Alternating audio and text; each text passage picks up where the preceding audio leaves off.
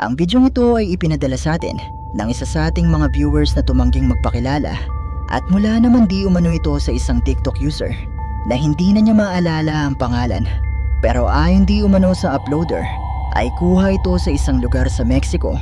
Isang gabi habang tahimik na nagdarasal ang isang grupo ng mga matatanda nang bigla na lang may mangyaring kakaiba na talaga namang nakapangingilabot.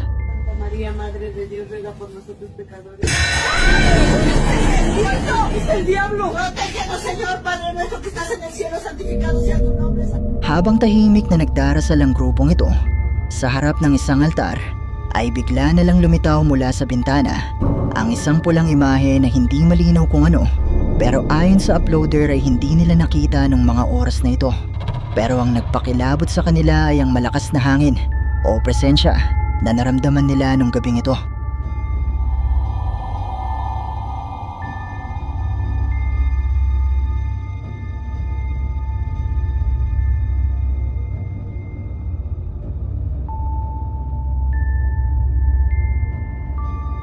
Ayon sa ating sender ay may mga naniniwala di umano na isang demonyo ang nagpakitang ito sa video at nagpakilabot sa mga nagdadasal nung gabing ito.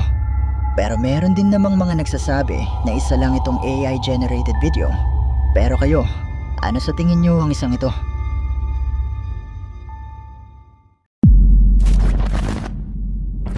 May isang lalaki sa US na kalilipat lang sa isang bagong apartment ang nagbabahagi sa TikTok ng kanyang mga nakapangingilabot na karanasan na nagsimula ilang linggo lang matapos ang kanyang paglipat dito. Ang unang video na inyong makikita ay kuha niya isang gabi habang siya ay nag-iisa sa kanyang apartment.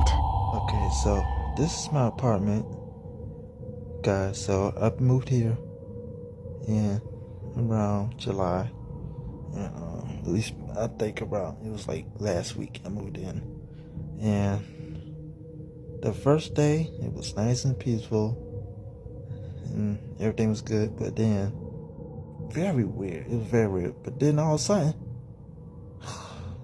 it's just crazy. Oh snap! What the heck?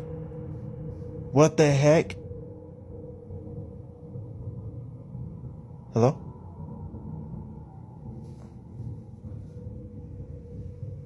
What the heck? Y'all see that? Man, that thing drove by itself and there's no wind drag or nothing. Look at the fan, look at that fan, the fan working. What the heck? Y'all saw that, right? This is what I'm talking about. It's doing it by itself. Nobody there. The frick is wrong with this? Habang sinusubukan niyang kunan ng di umano'y mga pagpaparamdam sa loob ng nasabing apartment, ay bigla na lang nga na bumukas ang pintuan ng kanyang kwarto at ipinakita din niya na wala namang tao at wala namang hangin na posibleng nagpagalaw dito dahil nakapatay naman ang kanyang ceiling fan. Matapos ang pangyayaring ito ay sinabi niya na sa kanyang palagay ay posibleng kagagawan ito ng di umano'y multo o entity na madalas niyang napapansin na sumisilip sa pasilyong ito sa labas ng kanyang kwarto. Kung kaya naman isang araw ay naisipan niyang mag-iwan ng kamera dito para subukang kunan ng kung anumang nakikita niya.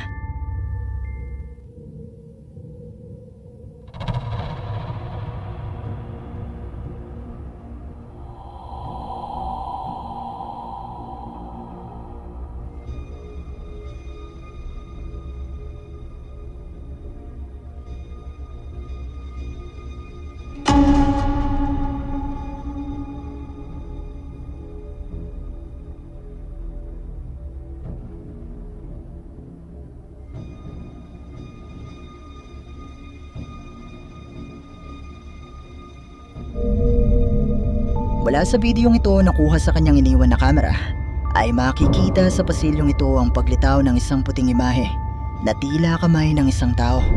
Maya-maya pa ay lumitaw na din ang isa pang imahe na mistulang mukha naman ng isang tao.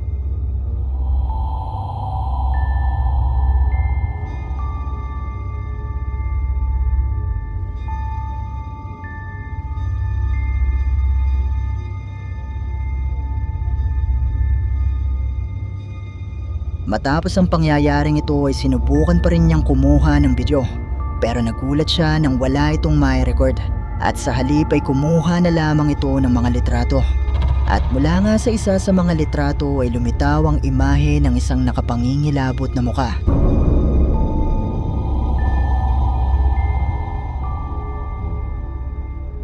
Ayon sa uploader ng bidyong ito ay ilan lamang ito sa mga patunay na totoong haunted ang apartment na kanyang nalipatan. At dahil nga dito ay hindi na siya nagdalawang isip na lisanin ang apartment at lumipat na lang ng tirahan.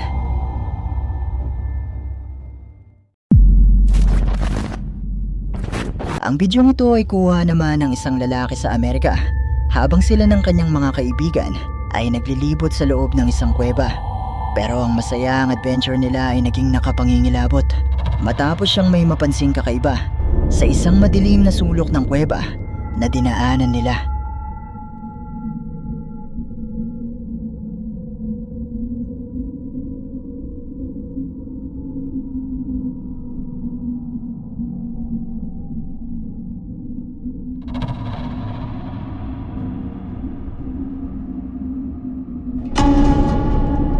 Habang sinusubukan niyang idokumento ang kanilang paglilibot sa loob ng nasabing kuweba, ay napansin niya mula sa kanyang kamera ang isang kakaibang imahe na animoy isang tao na nakamasid at nakasunod sa kanilang likuran.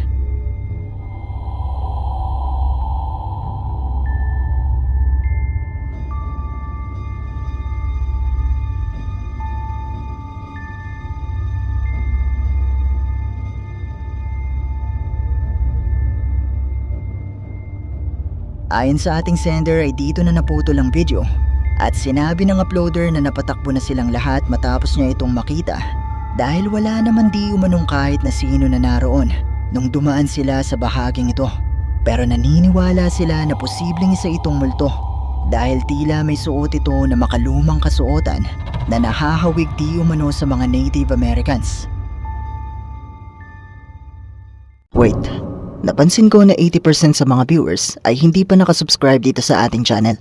Kaya naman kung ikaw ay isa sa 80% na ito, iniimbitahan kita na i-hit ang subscribe button at ang notification bell dahil marami pong mga nakakatakot na videos ang paparating.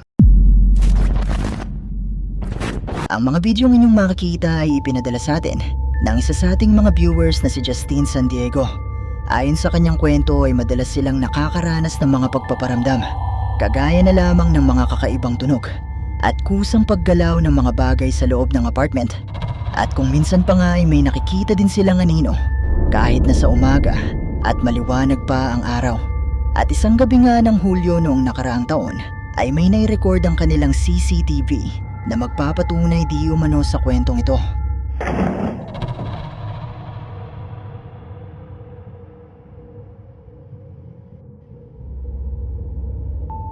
Makikita sa CCTV footage na ito ang biglang pagbagsak ng kanilang wall fan na tila meron di umanong humigit o intensyonal na nagpabagsak dito dahil nagkaroon ng malalang sira ang wall fan.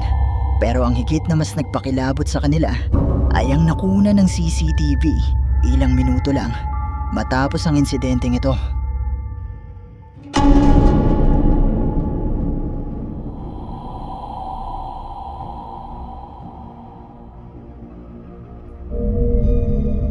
Ilang minuto matapos ang pagbagsak ng wall fan ay makikita na biglang bumukas ang ilaw ng kanilang banyo at mapapansin ang aninong ito na tila ba may isang tao na nasa loob ng banyo.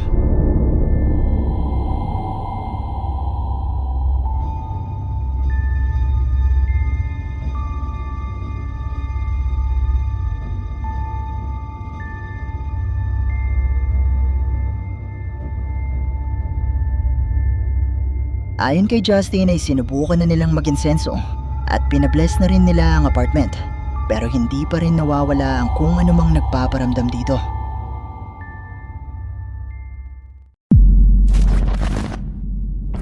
May isang TikTok user na nagngangalang Becky ang naninirahan di umano sa isang haunted house at nakakaranas ng mga kababalaghan magmula nang siya ay lumipat dito.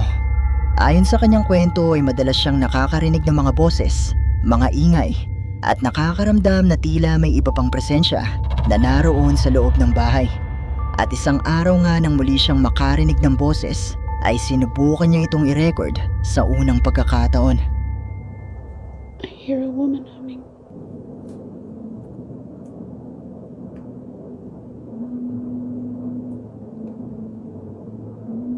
What the hell?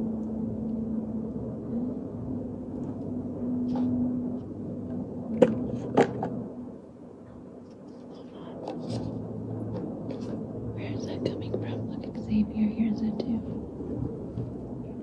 Hold on.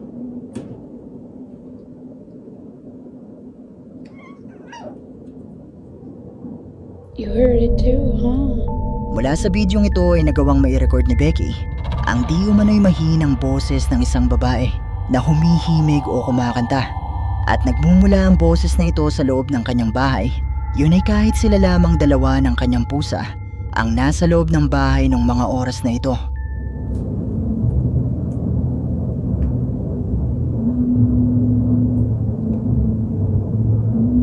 What the hell?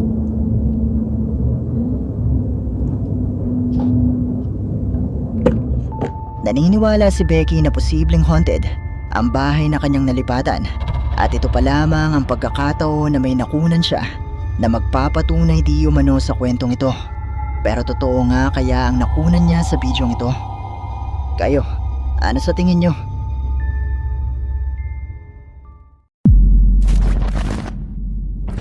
Ang bidyong ito ay ipinadala sa atin ni Rovi Yap Cansado.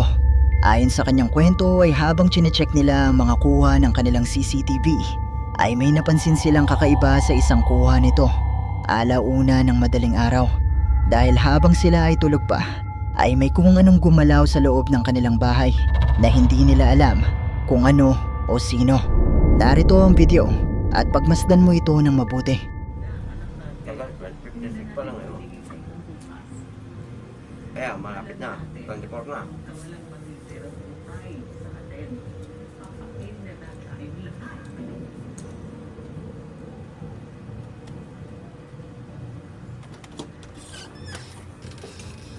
Ayan, tingnan mo. Basta mag-react na yung auto, alam niyo na. Asan? Ayan o, tingnan mo, ayan na o. Kita. Ayun o, gumalaw o. Ayan, may tutungaw ah. Ayun o. Alit ng kamay eh. Paano Mula sa bidyong ito ay unang mapapansin na tila may naramdaman ng kanilang alagang aso na sinundan ng paglitaw ng isang imahe na mistulang lumipad at naglaho. Maya-maya pa ay lumitaw din ang isa pang imahe na para di umanong kamay ng isang tao.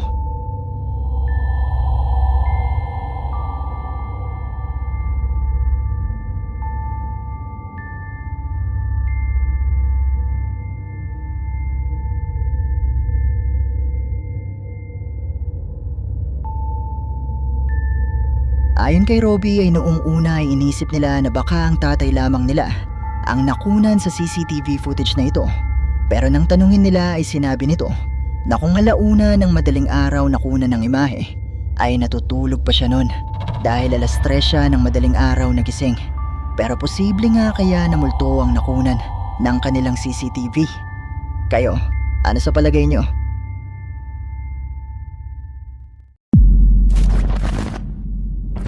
Ang bidyong ito ay ipinadala sa atin ng isa sa ating mga viewers na tumangging magpakilala at mula naman ito kay TikTok user PJ Paderanga.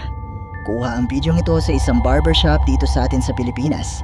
Isang araw nang bigla na lang may mangyaring kakaiba na nagbigay ng kilabot sa mga barbero at mga magpapagupit sa nasabing barbershop.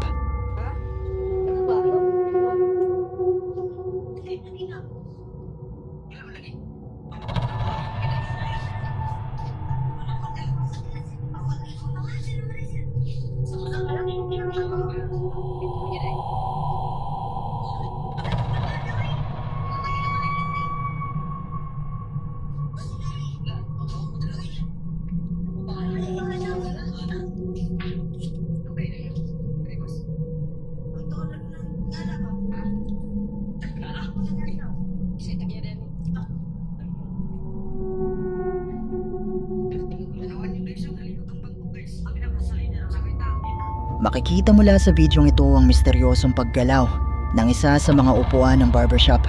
Yun ay kahit mapapansin naman natin sa bidyong ito na wala namang taong malapit dito na posibleng nagpapagalaw sa upuan.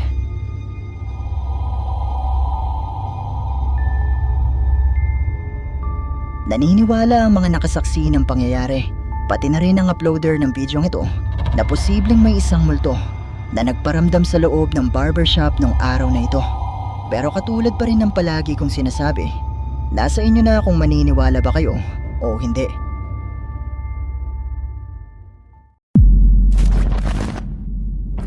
Narito na naman tayo sa bahagi ng ating episode na isa na namang nakakagulat at nakakapangilabot na video.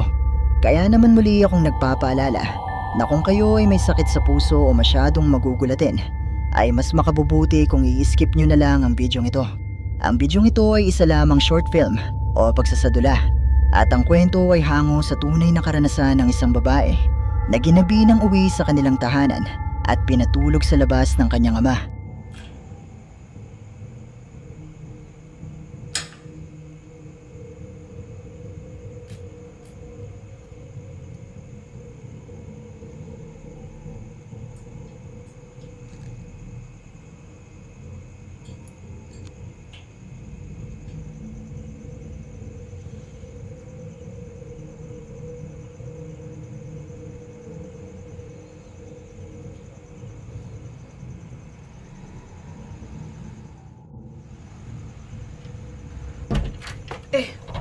Baru nak balik. Dah pukul berapa ni? Buat rumah macam hotel. Minta kunci kau. Tak nak. Kunci kau kasih Abah. Minta. Kau duduk sini. Kau jangan pergi mana. Kau duduk sini jam. Okey, sekarang kau duduk sini. Kau tak ingat nak balik kan? Cakap mak bapak kau tak dengar kan? Kau duduk sini. Kau suka sangat duduk luar. Jangan kau masuk. Kau duduk kat sini.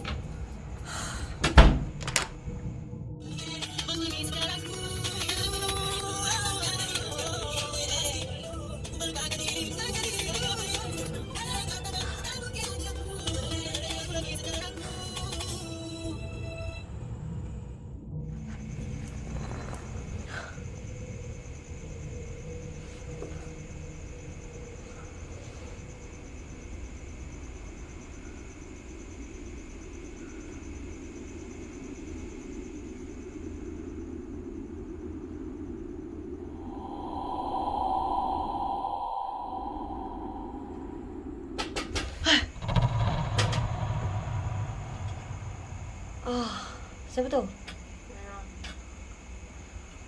Apa tu?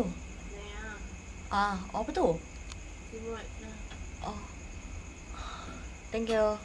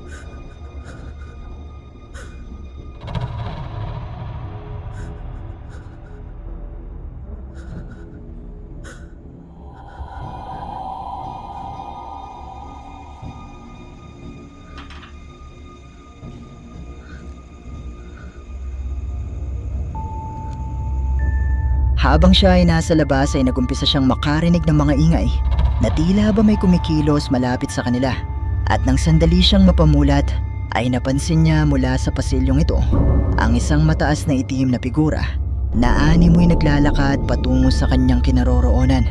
Bigla siyang napabangon at muling pumikit at naglaho naman ang imahe. Pero hindi pa dyan nagtatapos.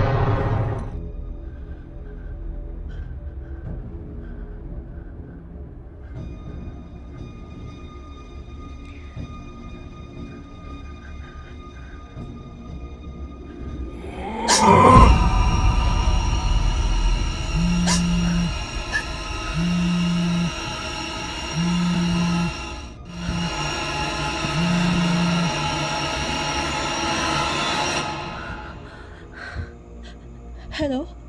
Hello? Kau call aku tadi ya? Aku call pasal aku nak bilang kau. Dari tadi aku kat dalam rumah. Bapak aku tak kasi aku masuk rumah. Sorry, aku tadi dengar Rai lah. Kau nak aku patah balik tak? Aku boleh... At dito na nagtatapos ang ating video. Kung nagustuhan mo ang video ito, sana ay mag-iwan ka ng like at ng iyong komento. At kung hindi ka pa nakasubscribe sa channel na ito, ay mag-subscribe ka na at i-hit mo na rin ang notification bell para updated ka sa mga bago nating upload. O paano? Paalam mo na sa ngayon at kita-kits na lang sa susunod nating video. Maraming salamat. Shoutout sa ating channel members, ang Team Loyal, Zepplet PH, Jumar Safe, Pumpkin Scully, Band 77MR, Okut Sulin, Shara Maylelay Crispaday, at Jamaica Jane Layog. Hi! Kung meron kang mga videos na pwede nating i-content sa ating munting channel, i-email mo lang ito sa sircripstv@gmail.com o kaya naman na i-PM mo lang ako sa ating Facebook page. Maraming salamat!